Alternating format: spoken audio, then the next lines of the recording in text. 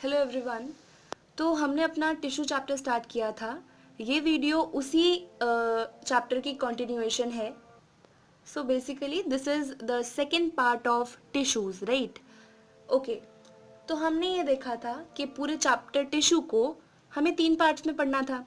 पहला पार्ट था कि टिश्यूज़ क्या होते हैं, दूसरा ये था कि प्लांट टिश्यूज़ क्या होते हैं, और तीसरी चीज़ थी एनिमल टिश्यू, राइट?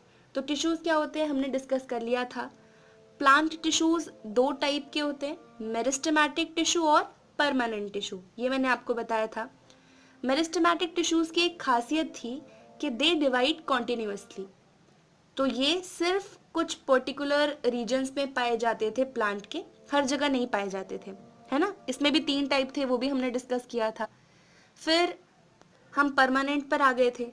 मैंने आपको बताया था जब मेरिस्टेमेटिक टिश्यूज अपनी डिवाइडिंग एबिलिटी को खो देते हैं और वो एक फिक्स्ड शेप, साइज और फंक्शन पकड़ लेते हैं, तो वो बन जाते हैं परमानेंट टिश्यूज, है ना? परमानेंट टिश्यू के भी 2 टाइप्स थे, सिंपल परमानेंट और कॉम्प्लेक्स परमानेंट। सिंपल परमानेंट में हमने पढ़ा था पैरेन्काइमा, आपको याद होगा होपफुली, पैरेन्काइमा, कोलेनकाइमा और स्क्लेरेनकाइमा, राइट? ये मैं आपको एक थोड़ा सा क्विक रिवीजन दे रही हूँ कि हम क्या क्या डिस्कस कर चुके हैं ऑलरेडी पार्ट 1 में। तो अब हम अपना कॉम्प्लेक्स परमानेंट टिश्यू स्टार्ट करने वाले हैं। तो सिंपल परमानेंट टिश्यू कैसे होते थे? देखो, ये परमानेंट तो है ही, मतलब कि इनका फिक्स्ड शेप है, फिक्स्ड साइज है और इनका एक ही फंक्शन है, राइट? मेरिस्टेमेटिक टिश्यू जब डिवीजन की एबिलिटी को खो देते हैं तो वो परमानेंट बनाते हैं। अब परमानेंट भी 2 टाइप के, सिंपल परमानेंट और complex permanent. Simple permanent tissue में जो सेल्स होते हैं, इन सारे सेल्स की शक्ल भी एक जैसी होती है और इन सबका काम भी एक जैसा होता है। क्या कहा मैंने? सिंपल परमानेंट टिश्यूज में जो सेल्स प्रेजेंट होते हैं, उन सभी सेल्स का शक्ल भी एक जैसा होता है और काम भी एक जैसा होता है। मतलब cells have similar structure and function, right? ऐसा कह सकते हैं हम, similar structure and function. Simple permanent tissue के सेल्स का स्ट्रक्चर एक जैसा होता है और वो सब मिलकर सेम काम करते हैं। लेकिन कॉम्प्लेक्स परमानेंट में क्या होता है कि sales do not have similar structure, do not have similar structure, but have same function, same function. Complex permanent tissue के जो सेल्स होते हैं उन सबका शक्ल एक जैसा नहीं होता। मान लो कोई सा सेल स्फेरिकल होगा, कोई रेक्टेंगुलर होगा, कोई ट्रायंगुलर होगा लेकिन ये सब आपस में मिलकर एक काम करेंगे। चीज समझ आ गई? सिंपल परमानेंट में सारे सेल्स की शक्ल से एक जैसी, काम एक जैसा। कॉम्प्लेक्स परमानेंट में शक्ल अलग अलग होती है, काम सेम होता है। कॉम्प्लेक्स परमानेंट टिश्यू का काम पता है क्या होता है? इनका काम होता है ट्रांसपोर्टेशन का। मतलब एक प्लांट में जो भी ट्रांसपोर्टेशन का काम होता है वो कॉम्प्लेक्स परमानेंट टिश्यूज देखते हैं। कॉम्प्लेक्स परमानेंट टिश्यूज में 2 टाइप के टिश्यूज पाए जाते हैं। तो पहला है जाइलम, जाइलम, और दूसरा है फ्लोएम। कंफ्यूज ना होना, कॉन्सेप्ट्स अपने क्लियर रखना, ज़्यादा कुछ है नहीं इसमें। फिर से रिवाइज करो मेरे साथ। प्लांट टिश्यूज हमने देखा कि 2 टाइप के होते हैं। वैसे ये 2 टाइप के नहीं होते, एक और टाइप हम पढ़ेंगे जो होता है प्रोटेक्टिव टिश्यू, इसी वीडियो में कवर करेंगे। लेकिन फिलहाल के लिए आप इतना देखिए कि प्लांट टिश्यू में अभी तक हमने देखा मेरिस्टेमेटिक और परमानेंट। मेरिस्टेमेटिक कॉन्टिन्यूसली डिवाइड होते रहते हैं। मेरिस्टेमेटिक टिश्यू के वो सेल्स जो फिक्स्ड शेप, फिक्स्ड साइज और फिक्स्ड फंक्शन पकड़ लेते हैं वो बन जाते हैं परमानेंट। परमानेंट के 2 टाइप, सिंपल और कॉम्प्लेक्स। सिंपल परमानेंट में क्या होता है, जितने भी सेल्स होते हैं उन सब का सिमिलर स्ट्रक्चर होता है और सब मिलकर सेम काम करते हैं। लेकिन कॉम्प्लेक्स परमानेंट में क्या होता है, जितने भी सेल्स होते हैं उनकी शक्ल एक जैसी नहीं होती, मतलब स्ट्रक्चर एक जैसा नहीं होता, लेकिन सब मिलकर सेम काम करते हैं। क्लियर? कॉम्प्लेक्स परमानेंट में हमारे पास दो टाइप के टिश्यूज आते हैं, पहला है जाइलम टिश्यू और दूसरा है फ्लोएम टिश्यू। जाइलम का काम होता है वाटर और मतलब एंड मिनरल्स को ट्रांसपोर्ट करना। जाइलम का काम है वाटर और मिनरल्स को ट्रांसपोर्ट करना। पूरे प्लांट की बॉडी में एक एक सेल तक जाइलम और फ्लोएम सामान पहुंचाते हैं। जाइलम पानी और मिनरल्स पहुंचाता है, फ्लोएम पहुंचाता है फूड। सो फ्लोएम करता है फूड का ट्रांसपोर्टेशन, जाइलम करता है वाटर और मिनरल्स का ट्रांसपोर्टेशन। अब जाइलम और फ्लोएम दोनों टिश्यूज हैं, राइट? तो ये जो टिश्यूज हैं इनमें चार टाइप के सेल्स पाए जाते हैं। जाइलम टिश्यू में 4 सेल्स पाए जाते हैं। देखो मैं बताती हूँ आपको। पहला है ट्रेचाइड्स। दूसरा है vessels. Then we have xylem parenchyma,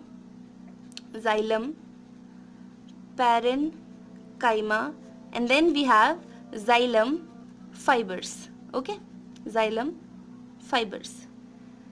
तो जाइलम टिश्यू के अंदर ये 4 टाइप के सेल्स पाए जाते हैं, ट्रेचाइड्स, वेसल्स, जाइलम पैरेन्काइमा और जाइलम फाइबर्स। तो ये जितने भी सेल्स होंगे आप खुद बताइए, क्या इनकी शक्ल एक जैसी होगी? नहीं, क्योंकि ये एक कॉम्प्लेक्स परमानेंट टिश्यू है, राइट? जाइलम एक कॉम्प्लेक्स परमानेंट टिश्यू है। कॉम्प्लेक्स परमानेंट टिश्यू के अंदर आने वाले जितने भी टिश्यूज होते हैं उन सब के सेल्स का स्ट्रक्चर अलग अलग होता है, लेकिन ये जितने भी सेल्स हैं ये चारों सेल्स मिलकर सेम काम करते हैं, which is transportation of water and minerals throughout the plant. है ना? समझ आ रहा है आपको कॉन्सेप्ट? तो इन सेल्स में से ट्रेचाइड्स और वेसल्स ऐसे होते हैं जिनका स्ट्रक्चर ट्यूब्यूलर होता है। ट्यूब्यूलर मतलब ये ट्यूब जैसे दिखते हैं, कुछ ऐसी सी ट्यूब होती होगी और ऐसे ये दिखते होंगे, इनका ट्यूबुलर स्ट्रक्चर होता है क्योंकि इन्हीं दोनों में से वाटर और मिनरल्स का ट्रांसपोर्टेशन होता है। तो हमें कितनी बारीक चीज समझ आ गई कि जाइलम टिश्यू के अंदर भी ट्रेचाइड्स और वेसल्स नाम के सेल्स ट्रांसपोर्टेशन का काम करते हैं। लेकिन एक और बात इंपॉर्टेंट है, जाइलम टिश्यू के अंदर ट्रेचाइड्स और वेसल्स जो सेल हैं ये वाटर और मिनरल्स का ट्रांसपोर्टेशन सिर्फ वर्टिकली करते हैं। वर्टिकली मतलब ऊपर से नीचे, नीचे से ऊपर, या तो ये पानी को हर डायरेक्शन में नहीं पहुंचाते, सिर्फ वर्टिकली पहुंचाते हैं। ठीक है? तो ट्रेचाइड्स और वेसल्स क्या काम करते हैं? Transportation of water and minerals vertically. Xylem parenchyma stores food, इसका काम है फूड स्टोरेज का। ठीक है? स्टोर्स फूड और थोड़ी बहुत ट्रांसपोर्टेशन में ये भी हेल्प करता है, ये करता है साइडवेज कंडक्शन ऑफ वाटर। ठीक है? Sideways conduction of water. और जाइलम फाइबर्स का ज्यादा काम है नहीं ट्रांसपोर्टेशन वाला। Xylem fibres are mainly supportive in function. ठीक है? सपोर्टिव होते हैं जाइलम फाइबर्स। तो हमने क्या समझा अभी? हमने समझा जाइलम टिश्यू के अंदर जो 4 टाइप के सेल्स होते हैं, ट्रेचाइड्स और वेसल्स ट्यूबुलर स्ट्रक्चर के होते हैं और ये ही वाटर और मिनरल्स को पूरे प्लांट में ट्रांसपोर्ट करवाते हैं वर्टिकली। जाइलम पैरेन्काइमा नाम का एक जो सेल है वो फूड स्टोरेज का काम करता है और साइडवेज कंडक्शन भी करता है। जाइलम फाइबर्स ट्रांसपोर्टेशन नहीं कर रहे, ये सपोर्टिव होते हैं नेचर में। Tracheids, vessels, xylem parenchyma, xylem fibre, इन चारों सेल्स में से सिर्फ और सिर्फ जाइलम पैरेन्काइमा ही लिविंग होता है, बाकी सारे डेड हैं। ये तीनों डेड होते हैं। क्वेश्चन आ सकता है एग्जाम में, 1 मार्कर पूछ सकते हैं कि जाइलम टिश्यू में ऐसा कौन सा सेल होता है जो लिविंग होता है। तो हमें पता है xylem parenchyma is the only living cell in the xylem tissue. अच्छा, मान लो आपके एग्जाम में क्वेश्चन आ गया कि भाई जाइलम टिश्यू के बारे में कुछ बताओ, जाइलम टिश्यू क्या क्या करता है, तो आप कैसे लिखोगे अपने आंसर को? ये जो भी कहानी है मैंने आपको बताई बस यही लिखनी है। सबसे पहली कि जाइलम एक कॉम्प्लेक्स परमानेंट टिश्यू है, मतलब जिन सेल्स से ये मिलकर बना है उन सभी का स्ट्रक्चर अलग अलग है बट फंक्शन सेम है। सबसे पहली बात तो ये लिखेंगे हम। दूसरी बात, जाइलम क्या करता है, transports water and minerals throughout the cell plant. साथ साथ में जाइलम फूड स्टोरेज का भी काम करता है, राइट, सपोर्ट भी करता है। तो ये उसके सेल्स की जो कहानियां हैं वही जाइलम टिश्यू की भी कहानी होगी, ठीक है। अगर आपसे इंडिविजुअली फंक्शन पूछे कि जाइलम टिश्यू के जो सेल्स है उनका इंडिविजुअल फंक्शन बताओ तो भी आप बता सकते हो कि ट्रेचाइड और वेसल्स ये करते हैं ट्रांसपोर्टेशन का काम वर्टिकली इन द प्लांट, और जाइलम पैरेन्काइमा फूड स्टोरेज करता है, साइडवेज कंडक्शन करता है। जाइलम फाइबर का काम है सपोर्ट करना प्लांट की बॉडी को, है ना। चीज समझ आ रही है हमें। जाइलम टिश्यू के अंदर सारे सेल्स डेड होते हैं सिवाय जाइलम पैरेन्काइमा के। ये कहानी समझ आ गई। अब आगे चलें। अच्छा, हमने जाइलम टिश्यू के बारे में पढ़ लिया है, अब हम पढ़ेंगे फ्लोएम टिश्यू के बारे में। तो मैं हेडिंग डाल दूं क्या, फ्लोएम। ओके, अब हम पढ़ेंगे फ्लोएम टिश्यू के बारे में। फ्लोएम भी मेनली 4 पार्ट्स से मिलकर बना होता है। फ्लोएम टिश्यू में भी 4 टाइप के सेल्स होते हैं। पहला, कंपेनियन सेल्स। जितना बोलोगे मेरे साथ उतना याद होगा, बोलो कंपेनियन सेल्स। फ्लोएम का पहला कंपोनेंट कंपेनियन सेल्स। दूसरा है sieve tubes, sieve tubes. The third component is phloem parenchyma, phloem parenchyma. Then we have phloem fibres, phloem fibres. Cool, okay. Phloem tissue के अंदर भी 4 टाइप के सेल्स पाए जाते हैं, companion cells, sieve tubes, phloem parenchyma and phloem fibres. इन चारों में से सीव ट्यूब का स्ट्रक्चर होता है ट्यूब्यूलर, है ना। हमने पढ़ा था जाइलम में ट्रेचाइड्स और वेसल्स का स्ट्रक्चर ट्यूब्यूलर था, और फ्लोएम टिश्यू में सीव ट्यूब्स का स्ट्रक्चर ट्यूब्यूलर होता है। तो ये ट्यूब फॉर्म में होता है और ये फूड को प्लांट के एक एक सेल तक पहुंचाता होगा। सीव ट्यूब सेल्स की जो सेल वॉल होती है वो परफोरेटेड होती है। परफोरेटेड का मतलब क्या होता है, परफोरेटेड का मतलब होता है कि सीव ट्यूब सेल की जो सेल वॉल होती है वो वाटर और एयर को अलाउ नहीं करती सेल में एंटर करने के लिए। क्लियर। सीव ट्यूब सेल्स की सेल वॉल काफी थिन होती है। इन सेल में काफी सारे पोर्स भी होते हैं जिनको सीव प्लेट्स बोला जाता है। सीव प्लेट्स, कई बार 1 मार्क में पूछ सकते हैं ये चीज कि सीव प्लेट्स क्या होती हैं, तो आप बताओगे सीव ट्यूब्स के अंदर कुछ पोर्स प्रेजेंट होते हैं, उन्हें सीव प्लेट्स बोला जाता है। जब सीव ट्यूब सेल्स छोटे होते हैं तब इनके पास न्यूक्लियस भी होता है, साइटोप्लाज्म भी होता है। लेकिन जैसे जैसे ये सेल मैच्योरिटी की तरफ बढ़ने लगते हैं, जब सीव ट्यूब्स के सेल्स मैच्योर हो जाते हैं तब इन सेल्स का न्यूक्लियस डीजेनरेट हो जाता है, लेकिन साइटोप्लाज्म रह जाता है। तो हम कह सकते हैं सीव ट्यूब्स के मैच्योर सेल्स में न्यूक्लियस नहीं होता, ठीक है। अगर हम बात करें कंपेनियन सेल्स की, तो कंपेनियन सेल्स का जो न्यूक्लियस होता है ये काफ़ी बड़ा होता है, और कंपेनियन सेल्स की सेल वॉल काफ़ी थिन और इनका साइटोप्लाज्म बहुत एक्टिव। आपकी बुक में इंडिविजुअली इनके बारे में कुछ गिवन नहीं है ज़्यादा, तो हम ऐसा कह सकते हैं हमारे सिलेबस में सिर्फ कंपेनियन सेल्स और सीव ट्यूब्स है।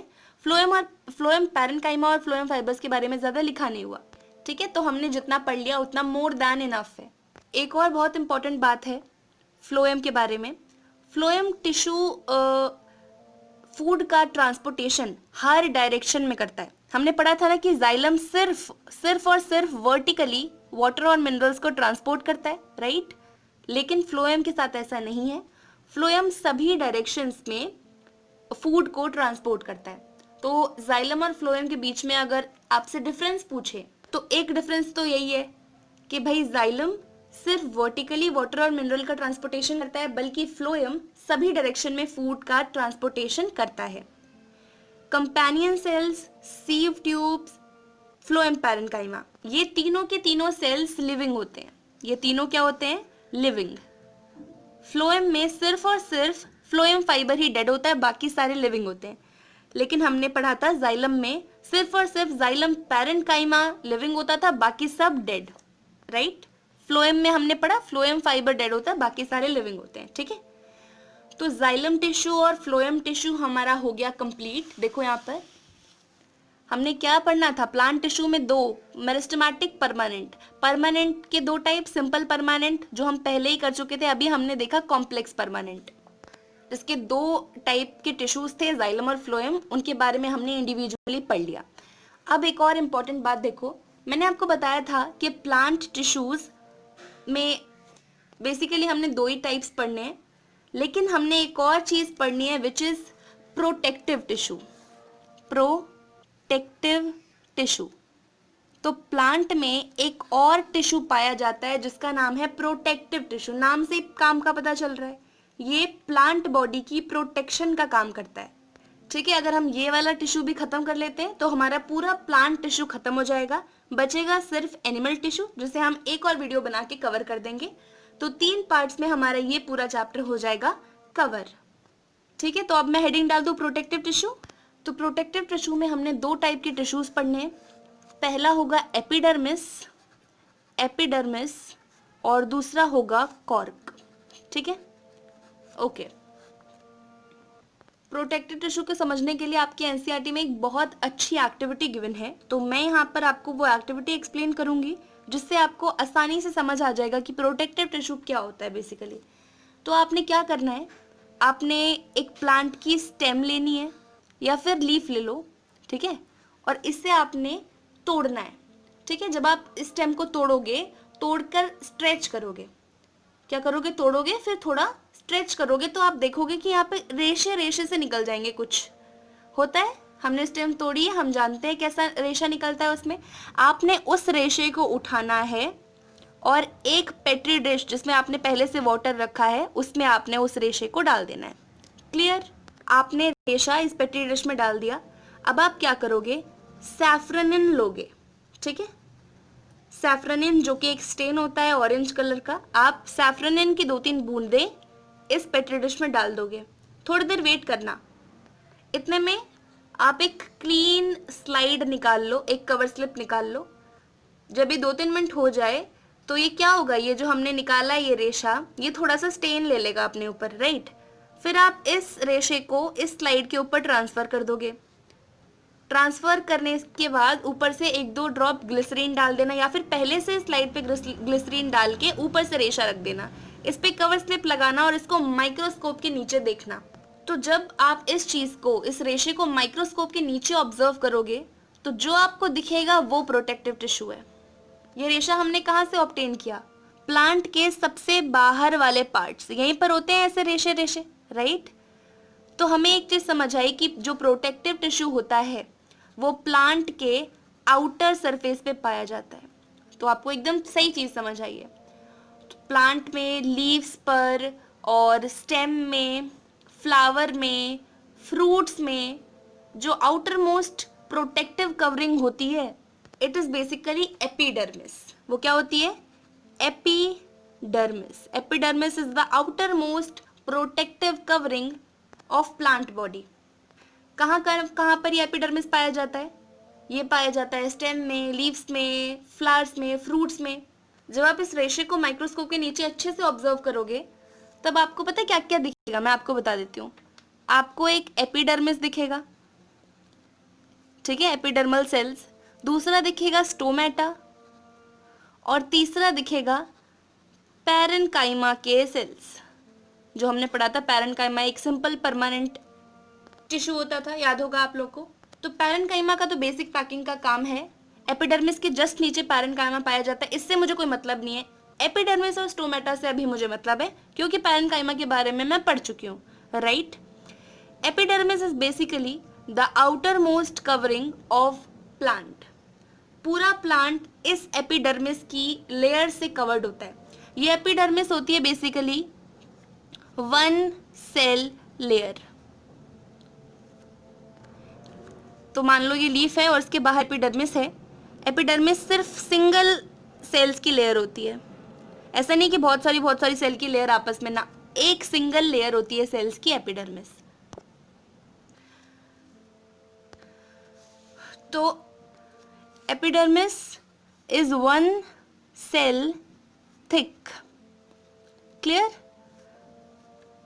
इट इज बेसिकली outermost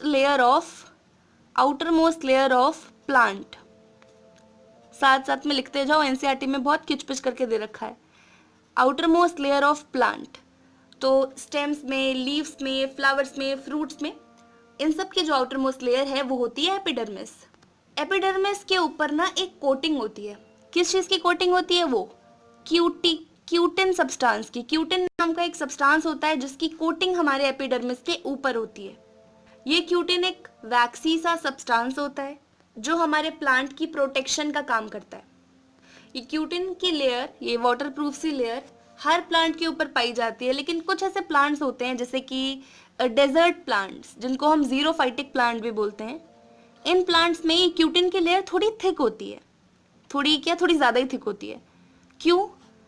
ऐसा क्यों होता है? क्वेश्चन आ सकता है एग्जाम में कि डेजर्ट प्लांट्स में क्यूटिकल की लेयर या फिर क्यूटिन की लेयर इतनी ज़्यादा थिक क्यों होती है? क्योंकि डेजर्ट प्लांट्स में क्या होता है, वहाँ पर वैसे भी पानी की कमी होती है ना. तो भाई प्लांट्स अपना सारा पानी ट्रांसपीरेशन से लूज ना कर दें, इस करके वहाँ पर थोड़ी मोटी लेयर प्रेजेंट होती है क्यूटिन की. क्यूटिन की लेयर का और भी काफ़ी सारा काम है. ये पैरासाइटिक इन्वेजन से हमारे प्लांट को बचाती है, इन्फेक्शन से प्लांट को बचाती है, ज़्यादा ट्रांसपीरेशन से वाटर लॉस तो नहीं हो रहा है, इस चीज़ को ध्यान रखती है. ठीक है, याद है जब हमने एपिडर्मिस को प्लांट के पार्ट से लेकर, प्लांट के रेशे को लेकर हमने माइक्रोस्कोप के नीचे जब ऑब्जर्व किया तो हमने कुछ पाया था. ये 3 चीज़ें पाई थी, राइट? एपिडर्मिस और स्टोमेटा. अब स्टोमेटा क्या होता है? एपिडर्मिस सेल्स के अंदर छोटे छोटे पोर्स होते हैं और ये पोर्स होते हैं स्टोमेटा. ठीक है, हर एक स्टोमेटा के आसपास 2 ऐसे किडनी शेप के सेल्स होते हैं जिनका नाम होता है guard cells. GUARD, guard cells. और ये ओपनिंग है स्टोमेटा. इस ओपनिंग से सारे गैशियस एक्सचेंजेस होते हैं. ऑक्सीजन बाहर जाती है, कार्बन डाइऑक्साइड अंदर आती है. वाटर लॉस भी इस पोर से होता है. तो क्या होता है स्टोमेटा? स्टोमेटा एक ऐसा पोर होता है जो एपिडर्मिस टिश्यू में प्रेजेंट होता है, जिससे प्लांट के सारे गैशियस एक्सचेंजेस होते हैं. ठीक है, तो हमें ये चीज़ समझ आ गई. हमने जो ये रेशा ऑब्जर्व किया था उसमें 3 चीज़ें पाई. एपिडर्मिस जो हमने समझ लिया है आउटर मोस्ट कवरिंग होता है, प्लांट के पूरी बॉडी पर होता है. क्यों होता है? ताकि कोई भी पैरासाइट अगर हमारे प्लांट पर आके बैठ रहा है तो वो इस एपिडर्मिस की लेयर को क्रॉस करे. अगर ये एपिडर्मिस नहीं होगा तो वो जो पैरासाइट होगा वो सीधा ही प्लांट की बॉडी के कांटेक्ट में आ जाएगा, तो हमारे प्लांट को नुकसान पहुंचा सकता है, राइट? इस वजह से बाहर एपिडर्मिस की एक कोटिंग प्रेजेंट होती है. कोई भी बाहर से आ रहा है उसको एटलीस्ट एपिडर्मिस की एक सेल से होकर गुजरना पड़ेगा. तो एपिडर्मिस हमारे प्लांट को पैथोजन से, पैरासाइट से प्रोटेक्ट करती है. एपिडर्मिस इस चीज़ को भी ध्यान रखती है कि कहीं ऐसा ना हो प्लांट ज़्यादा पानी ट्रांसपीरेशन के प्रोसेस के थ्रू इवेपोरेट करवा दे. तो इस चीज़ को भी मेक श्योर करती है एपिडर्मिस. एपिडर्मिस टिश्यू के सेल्स फ्लैट होते हैं, लॉन्ग होते हैं और इन सेल्स के बीच में कोई इंट्रासेलुलर स्पेस नहीं होता. इंटरसेलुलर स्पेस नहीं होता या तो ना के बराबर होता है, अगर होता भी है तो. भाई अगर इंटरसेलुलर स्पेस ही हो जाएगा तो उस स्पेस से नहीं कोई पैरासाइट और पैथोजन एंटर कर जाएगा, तो क्या फ़ायदा क्या एपिडर्मिस का? इस वजह से जो एपिडर्मिस के सेल्स होते हैं वो क्लोजली पैक्ड होते हैं. तो ये जो बातें हैं ये हमें समझ आ गई. एपिडर्मिस का काम बेसिकली प्रोटेक्शन का है ना. वो प्लांट को प्रोटेक्ट करता है पैरासाइट से, वाटर लॉस से, पैथोजन से. ठीक है, तो इसका नाम एकदम बढ़िया है, सही नाम दे रखा है प्रोटेक्टिव टिश्यू, है ना. एपिडर्मिस हो गया कवर. अब दूसरी बारी है कॉर्क की. कॉर्क क्या होता है हम वो देखते हैं. तो जैसे मान लो कोई ग्रीन प्लांट है ना, जो प्लांट छोटा होता है, बेबी होता है, वो ग्रीन होता है, राइट. तो इसके बाहर तो एपिडर्मिस पाया जाएगा, लेकिन जब ये प्लांट मैच्योर होने लगता है तब ये ग्रीन वाली पार्ट हटने लगता है. यहाँ पर brown brown brown brown covering आ जाती है, राइट. कोई आप एक बड़ा पौधा देखोगे, बड़ा पेड़ देखोगे, तो ये वाला जो पोर्शन होता है उसका ग्रीन नहीं होता, वो ब्राउन होता है. So this is basically cork. Cork is what? Outer most protective tissue of older stems and roots. जो स्टेम्स और रूट्स पुराने हो जाते हैं, मैच्योर हो जाते हैं, उनके सबसे बाहर जो प्रोटेक्टिव टिश्यू होता है वो कॉर्क होता है. कॉर्क सेल्स का शेप रेक्टेंगुलर होता है. ये ज़्यादातर क्या, cork cells are dead cells. ये सारे के सारे सेल्स डेड होते हैं. इन सेल्स के बीच में कोई इंटरसेलुलर स्पेस नहीं होता, बहुत कॉम्पैक्टली अरेंज होते हैं और इस वजह से बहुत ज़्यादा हार्ड भी होते हैं. ठीक है, कोई इंटरसेलुलर स्पेस नहीं होता. इनकी सेल वॉल बहुत थिक होती है, थिक सेल वॉल्स, और इनकी सेल वॉल इम्परमिएबल होती है. इम्परमिएबल मतलब कि किसी भी सब्सटेंस को अंदर आने को अलाउ नहीं करेगी और ना ही बाहर जाने देगी. तो ये कुछ बातें हैं कॉर्क सेल्स के बारे में. सेल्स का शेप रेक्टेंगुलर होता है. ये सेल्स ज़्यादातर डेड होते हैं, कोई इंटरसेलुलर स्पेस नहीं होता. इन सेल्स की सेल वॉल थिक होती है और इम्परमिएबल होती है. कॉर्क का काम क्या है? हमारे प्लांट को प्रोटेक्ट करके रखना. ठीक है, वाटर लॉस जो इवेपोरेशन से या ट्रांसपिरेशन से प्लांट वाटर को लूज करता है, उस लॉस को रेगुलेट करना, मेंटेन करके रखना. देखो, जो हमारा प्लांट होता है इसके अंदर भी बहुत सारी चीज़ें हो रही होती हैं, राइट. तो कॉर्क का काम क्या है? इतना वो हार्ड सरफेस प्रोवाइड करता है कि किसी भी चीज़ से हमारे प्लांट को, हमारे ट्री को प्रोटेक्ट करके रख सके. तो हमारे प्लांट का जो इंटीरियर वाला पोर्शन होता है उसे ये कॉर्क प्रोटेक्ट करता है.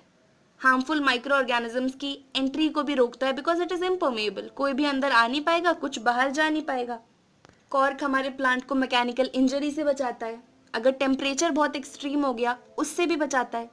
और आजकल तो बॉटल्स के लिए जो स्टॉपर्स होते हैं, इंसुलेशन बोर्ड्स होते हैं, वो सब भी कॉर्क से बनाए जाते हैं. ठीक है, so cork was another protective tissue जो प्लांट की बॉडी को प्रोटेक्ट करके रखता है. तो हमें एक चीज़ समझ आ गई कि जो यंग प्लांट्स होते हैं उनमें एपिडर्मिस मौजूद होता है, लेकिन जब वो प्लांट मैच्योर हो जाता है, बड़ा हो जाता है, तो एपिडर्मिस डीजेनरेट हो जाता है और कॉर्क बन जाती है ना. अब प्लांट बड़ा हो रहा है भाई, सिर्फ एपिडर्मिस से काम नहीं चलेगा, उसकी प्रोटेक्शन के लिए कोई मजबूत बंदा चाहिए. इस वजह से एपिडर्मिस डीजेनरेट हो जाता है और कॉर्क सेल्स बन जाते हैं. तो 2-3 बातें बोलकर मैं ये टॉपिक क्लोज कर रही हूँ. यहाँ पर हमने देखा प्लांट टिश्यू के बारे में. हमारा आज प्लांट टिश्यू पूरा खत्म हो गया है. प्लांट टिश्यू में सबसे पहले हमने पढ़ा मेरिस्टेमेटिक टिश्यूज के बारे में, जिसमें हमने जाना कि meristematic always divide continuously. Meristematic cells का काम है कॉन्टिन्यूसली डिवाइड होना. जब मेरिस्टेमेटिक टिश्यूज डिवाइड होना बंद हो जाते हैं तब वो परमानेंट टिश्यू बनाते हैं, है ना. परमानेंट टिश्यू भी 2 टाइप के होते थे, सिंपल परमानेंट और कॉम्प्लेक्स परमानेंट. सिंपल परमानेंट में पैरेन्काइमा, कोलेनकाइमा, स्क्लेरेन्काइमा पढ़ा हमने. कॉम्प्लेक्स परमानेंट में हमने जाइलम और फ्लोएम के बारे में पढ़ा. हमने देखा कि प्लांट में एक और टाइप का टिश्यू पाया जाता है which is protective tissue, right. Protective tissue जो हमारी प्लांट की बॉडी को प्रोटेक्ट करके रखता है, जिसमें 2 तरह के टिश्यूज होते हैं, एक एपिडर्मिस और एक cork. So this was the whole thing. हमने अपना पूरा प्लांट टिश्यू यहाँ पर ख़त्म कर लिया. अब हमारे चैप्टर का ज़्यादा पोर्शन रहता नहीं है, चैप्टर ने अब दम तोड़ दिया है. एक वीडियो और आएगी एनिमल टिश्यू की, जिसमें हम उसको पूरा कवर कर लेंगे और हमारा चैप्टर हो जाएगा फिनिश. अगर आपको जो भी मैंने अभी तक बताया इससे रिलेटेड कोई भी डाउट है तो उसे कमेंट सेक्शन में ज़रूर पूछें. आपसे मिलेंगे इस वीडियो के 3rd पार्ट में, जहाँ पर हम अपना एनिमल टिश्यू पूरा ख़त्म कर चुके होंगे. तो इस वीडियो को इतना ही रखते हैं और आपसे मिलते हैं आगे आने वाले वीडियोस में. तब तक के लिए bye bye, take care, have a great day.